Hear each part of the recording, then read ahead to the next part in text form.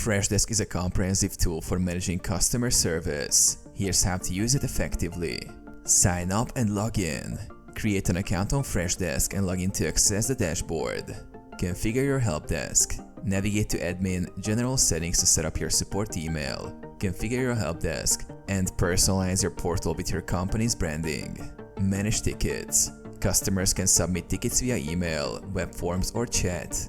Use the Tickets tab to view, prioritize, and resolve these tickets. Tickets can be categorized, assigned to agents, and tracked for status and resolution. Create knowledge base. Under Solutions, Articles, develop a knowledge base with FAQs, guides, and troubleshooting tips. This empowers customers to find answers independently. Automate processes. Use admin automations to set up rules for ticket routing, escalation, and notifications. Automations help in managing high-ticket volumes efficiently. Communicate with customers. Engage with customers through the Conversations tab. Freshdesk supports email, chat, and phone communications. Analyze performance.